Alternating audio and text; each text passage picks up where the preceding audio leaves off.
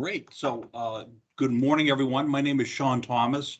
I'm the State Director for the United States Department of Housing and Urban Development here in Vermont. On the call with us and running the presentation is Katie Michalovic, who's a program analyst out of the Burlington office, and you'll hear more from her in a few minutes. But I want to just start off very quickly and tell you why we're here, and then just run through a little bit of what HUD does in Vermont, and then Katie will take on the presentation. So about 6 to 8 months ago, we took on a new project here in the Vermont office to create the Vermont Housing Resource and Rental Assistance Guide, which we also call the Vermont Green Book. And basically what that is, it's a source of housing information for everyone in Vermont. Whether it's low-income housing and vouchers, or it's homelessness, or it's housing counseling, or fair housing issues, whatever HUD touches is in this book. And it's a comprehensive book that we continually update, and we will continue to make this a document available to the people of Vermont for years to come. It's going to be in print soon. It's currently available in the Spanish language. It will soon be available in the French language.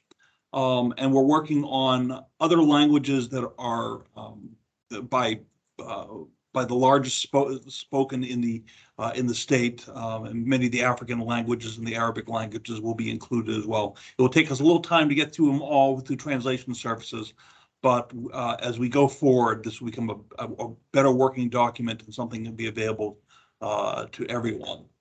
And hopefully future versions will also be more interactive. And I believe a link was sent to everyone in this association for the Green Book. But let's delve into a little bit about what HUD does. And as I said, I'm the HUD office, and I'm out of Burlington, Vermont.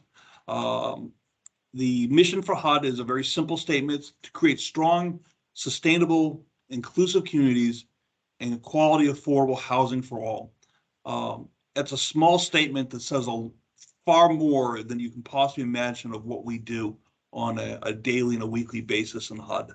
And we're proud of the work we do. But our HUD team in Vermont, it currently stands at myself as the state director, Katie Michalovic, who's a program analyst, and in the near future, we'll be adding on a management analyst trainee, a person to be identified at a later date. And then these are the major HUD programs that are ongoing in Vermont today. It's not an exhaustive list. We have a lot of small programs as well. But we currently have 2 FIP and 1 FAP agency that deal with fair housing complaints. We have 8 housing counseling agencies located throughout the state. There are 2 continuums of care that deal with the homeless populations throughout Vermont. We have for community development block grants, the city of Burlington is a grantee, and then the state of Vermont is. And monies flow out of the CDBG program for various capital improvement projects, as well as to help various programs that benefit so many. There are also 2 home participating jurisdictions. Again, one is Chittenden County and one is the balance of the state. There are currently 9 public housing authorities located throughout Vermont. They house thousands of people every year and are very consciously involved in their communities to make people's lives better. And then finally, we have over 163 multifamily properties in Vermont. That number continues to grow. There's, as you may be aware, the policy of HUD currently is to rapidly rehouse the homeless, but also to create more affordable housing units. There's a large amount of money that's come into Vermont over the last 3 years during the COVID crisis. And that money is going to be spent by the state to increase the amount of housing available and hopefully make people's lives a little bit better. Next slide, Katie. So I'm going to hand this over to the presentation now over to Katie Michalovic. She'll go through what's in the Vermont Housing Resource and Rental Assistance Guide, and I'll pick it up at the end for a closing and then some questions and answers. Katie. All right, thank you, Sean. So the Vermont Housing Resource and Rental Assistance Guide, also known as the Green Book. How to use the guide. It's very in-depth. It's about 68 pages. It's recommended that individuals start by looking up where they would like to find housing, and those lists start on page 29. From there, they can contact the property agent to find out about vacancies, eligibility, rent, and what the application process is. We also suggest that they know what their rights and responsibilities are. That information can be found on page 22. And housing counseling is highly recommended for anyone that's going through housing transition or that is just looking to even increase their credit score so that they could maybe buy a home someday. So rental assistance, there's 3 major HUD funded programs. First is public housing, housing choice voucher, which is also known as Section 8, and privately owned subsidized housing. So one important thing to know about rental assistance is HUD does not manage or provide housing units directly. And the second key thing to know is that HUD does not manage or maintain wait lists or accept applications. The steps to complete a housing application: individuals will need to know their income and have all documentation on wages, welfare, alimony, Social Security. And they'll have to have information on assets, all bank accounts, savings bonds, stocks, real estate, and so on.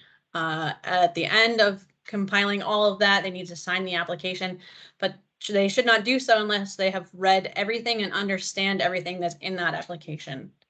And then once they've been accepted into HUD housing, a year later, they'll have to recertify. So it's important that they keep track of all income changes, household size changes, asset changes, etc.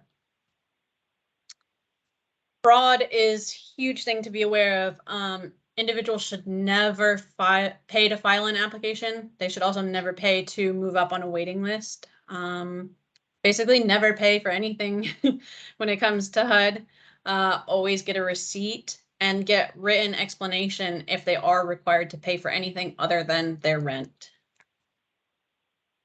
So public housing, it was established to provide decent, safe rental housing for low-income families, elderly, and persons with disabilities.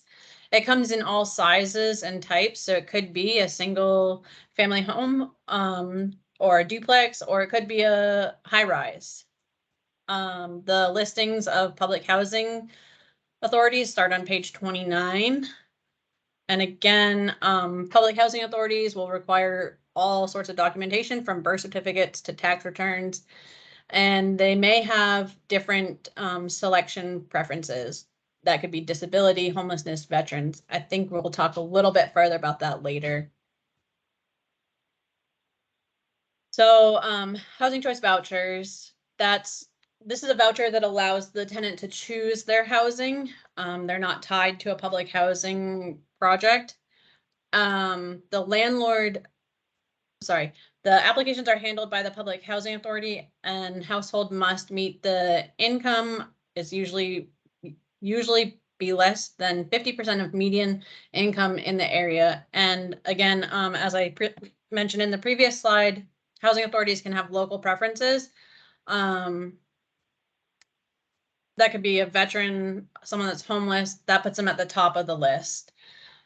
So special purpose vouchers, VASH is a veterans voucher, combination between HUD and the VA.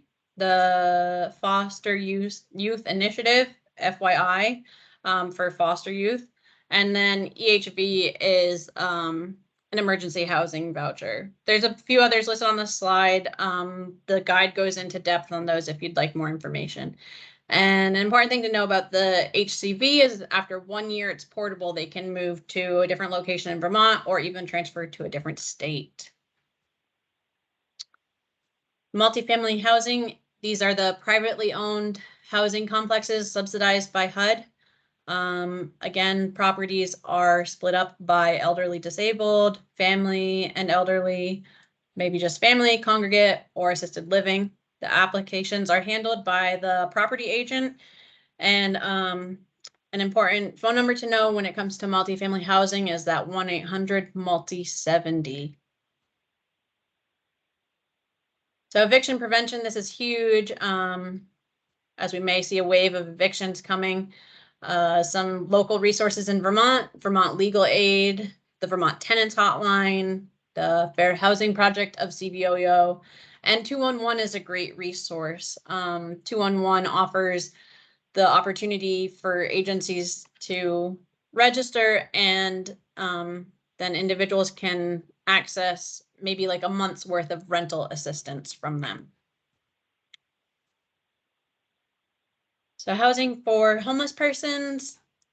When it comes to homelessness, our main resource is the HUD Exchange. That link there on the top. Agencies or organizations will be listed on there if they work in the homeless arena.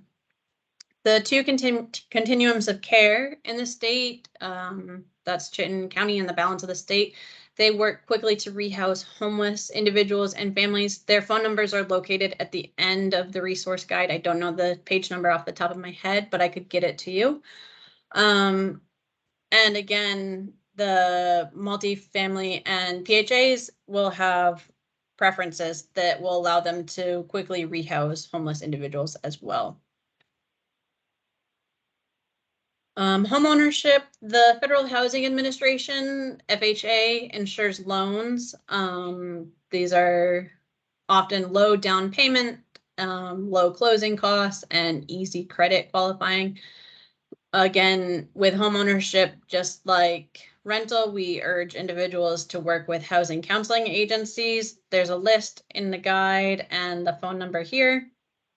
Any questions can be sent to the FHA Resource Center at answers@hud.gov. Other homeownership options that are worth noting is Vermont Housing Finance Agency and USDA Rural Development. Foreclosure prevention. Again, HUD Housing Counseling Agencies. If individuals start working with those agencies in the early phases of the foreclosure, sometimes that can be prevented. It's always recommended to call the FHA Resource Center or email them if it's a FHA-backed mortgage. The Homeownership Preservation Foundation, this is a national resource. It's a highly recommended. And again, the Vermont Housing Finance Agency has the Homeownership Assistance Program. So HUD Homes, HUD Homes are 1 to 4 unit residential properties that were previously FHA financed that foreclosed. They are listed on the HUD Home store. The link is there under the second bullet. At this time, I believe there's 2 in Vermont, although that list is updated on a weekly to daily basis. How it works is if someone's interested in purchasing one, they should find an FHA approved lender by calling the phone number on the screen or visiting that bottom link, and working with a HUD certified broker. Fair housing, this is a big one in Vermont. There's 2 different boxes here on the screen. The first is what HUD recognizes under the Fair Housing Act, and that's race, color, national origin, religion, sex, disability, and the presence of children.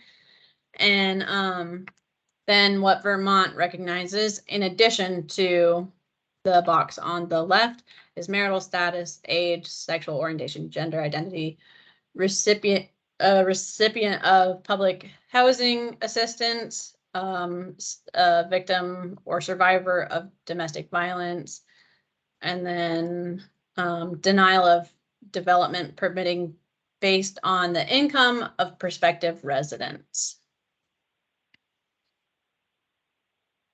Continuing on with fair housing, here's some agencies in the state that are worth noting if you work with anyone who has questions about whether something is legal or illegal. Fair Housing Project of CVOO, the Vermont Tenants Hotline, For legal advice, the Vermont Human Rights Commission, Vermont Legal Aid, and then finally HUD's Fair Housing and Equal Opportunity Office. You can email easily at complaints01@hud.gov.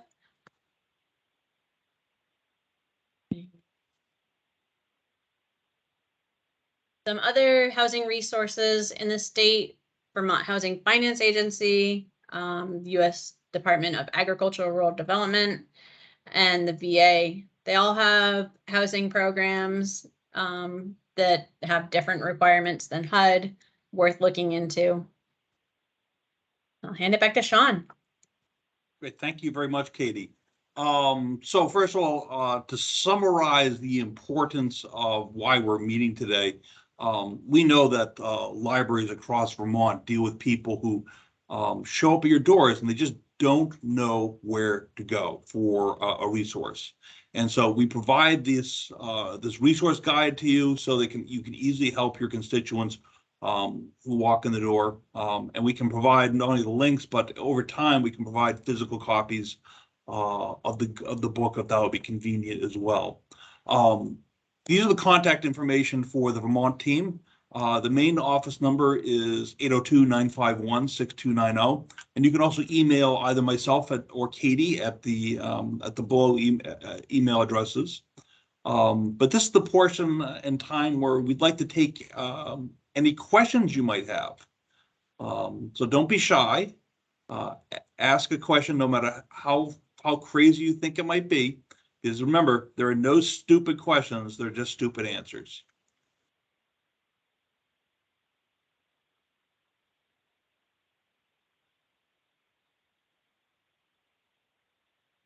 Yes, Cindy. So I came in just a few minutes late. So how do we get a hold of that green book, that guidebook? Katie? Yeah, I think a link was sent out to you all, but if not, I'm happy to, if you drop your email in the chat, I can send you a copy of it digitally. It's also on our website in 2 different locations. Okay, I don't have chat capability for some reason, but I'll look on your website. So thank you. Yeah.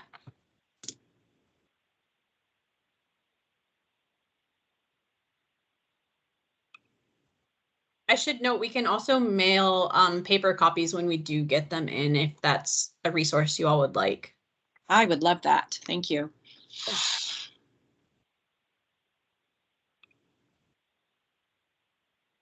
Any other questions?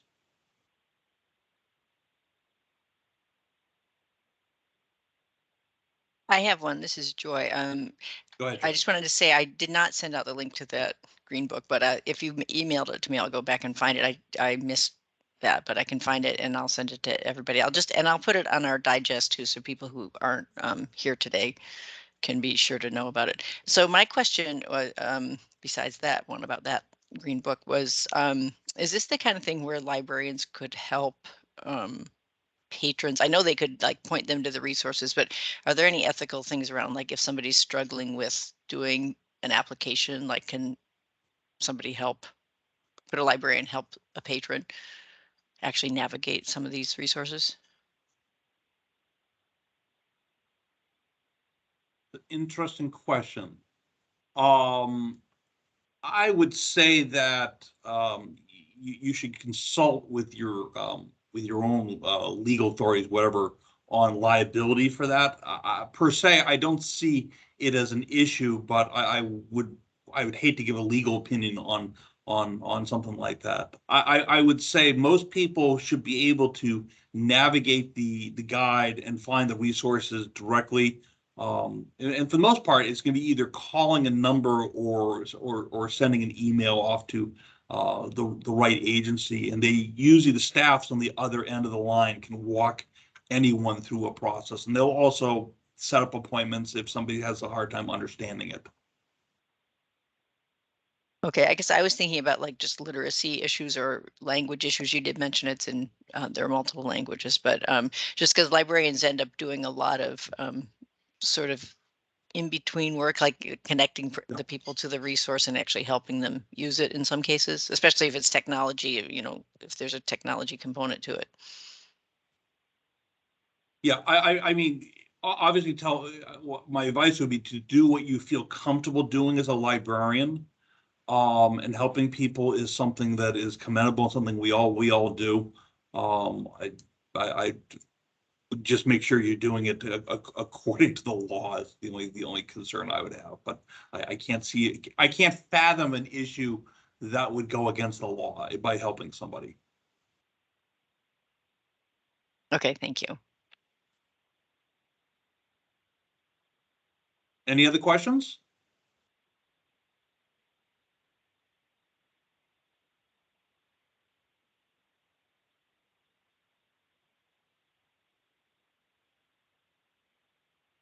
It looks Well, like there are no more yeah. questions. Looks like there's no more questions. So I want to thank everyone who attended today for sitting through this presentation.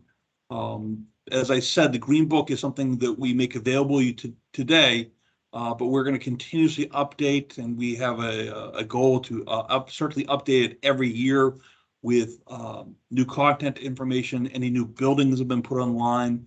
Any changes in policies will all be reflected in the document. As we get more and more exposure throughout the state, it may change how we distribute the guide. We are going to be printing up a certain number of guides. I don't know if we've reached the point in society where more people prefer the online version versus the paper version. We're going to see where that goes, and we will do what the people of Vermont need the most at any given time. So just to clarify about the actual print version, would that be something like a library would have one copy of and people could come in and look at it there? Or would they be able to have multiple ones and people take them? Yeah, so we envision either if libraries would like to keep some copies on hand, we would love for that to happen. Then they can just distribute them as needed, or the other way around, they could have one copy and then just share our email with individuals, and they can email us their address and we can mail them a copy. Okay, that sounds great.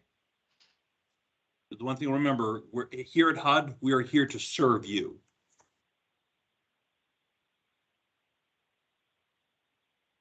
Well, that's great to know. I did put an evaluation link in the chat. Cindy, I know you can't see it, so I can send that to you separately. But if other people can see the chat, I know there's someone on the phone too who can't see it, but there is an evaluation for this workshop. Thank you both so much for doing this. And I will share the recording out with other librarians as well. And I think, as you said at the beginning, Sean, as more people know about this, word of mouth gets out that this resource is available to become more and more successful. So thank you. And thanks to all who attended. Thank you. Thank you. Have a great day.